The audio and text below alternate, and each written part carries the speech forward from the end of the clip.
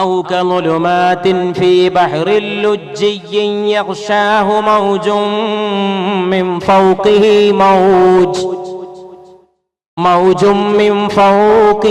موج من فوقه سحاب ظلمات بعضها فوق بعض إذا أخرج يده لم يكد يراها ومن لم يجعل الله له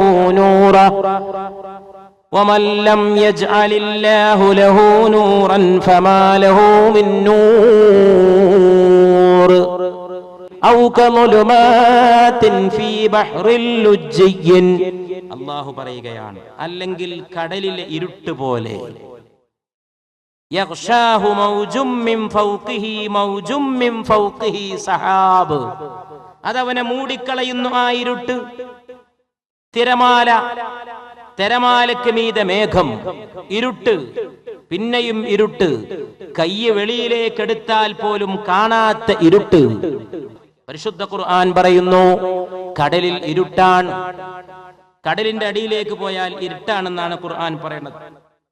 1500 കൊല്ലങ്ങൾക്ക് മുമ്പ് വിശുദ്ധ ഖുർആൻ ഇത് പറയുമ്പോൾ സമുദ്രത്തെ പറ്റി ഒരു ഗവേഷണവും ലോകത്ത് നടന്നിട്ടില്ല. കടലിലെ ഇരുട്ടിനെ കുറിച്ച് ഖുർആനിക പ്രമാണം മനസ്സിൽ വെച്ചുകൊണ്ട് കടലിനെ കുറിച്ച് എഴുതപ്പെട്ട ലോകപ്രസിദ്ധമായ ഒരു പുസ്തകത്തിലെ ഉദ്ധരണിയിലേക്ക് ഞാൻ എൻ്റെ പ്രിയപ്പെട്ട സഹോദരങ്ങളുടെ ശ്രദ്ധ ക്ഷണിക്കുകയാണ്. ഓഷ്യൻസ് എന്ന പുസ്തകം. ഇതിന്റെ ഗ്രന്ഥകർത്താക്കൾ ഡാനി എൽഡർ, ജോൺ പെർനെറ്റ. ഈ രണ്ടുപേർ സഹഗ്രന്ഥകാരന്മാരായി കൂടിച്ചേർന്നെഴുതിയ ലോക പ്രശസ്ത പുസ്തകം. കടലിനെ കുറിച്ച് ഇന്നോളം എഴുതപ്പെട്ട ഗ്രന്ഥങ്ങളിൽ ഏറ്റവും പ്രധാനപ്പെട്ട, ഏറ്റവും പ്രശസ്തമായ ഗ്രന്ഥം. ആ ഗ്രന്ഥത്തിലേക്ക് ഞാൻ നിങ്ങളുടെ ശ്രദ്ധ ക്ഷണിക്കുന്നു. The darkness in deep seas and oceans is found around a depth of 200 meters and below. കടലിന്റെ 200 മീറ്ററും അതിന്റെ താഴെയുമാണ് കടലിന്റെ ഇരുട്ട്.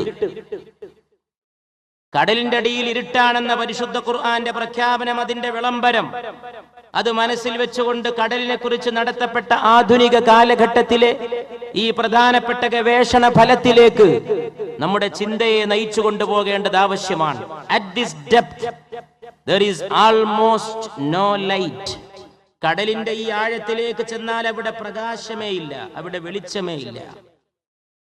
Below a depth of 100 meters there is no light at all. 100 metre താഴേക്ക് ചെന്നാൽ there is no light at all. അവിടെ വെളിച്ചമേ ഇല്ല, അവിടെ കൂരിരുട്ടാണ്. എന്താണ് ഇപ്പൊ അല്പസമയം മുമ്പ് നാം കേട്ട പരിശുദ്ധ ഖുർആന്റെ സൂക്തം? ഔ കളുലുമാതിൻ ഫീ ബഹറിൻ. കടലിലെ ഇരുട്ട് പോലെ.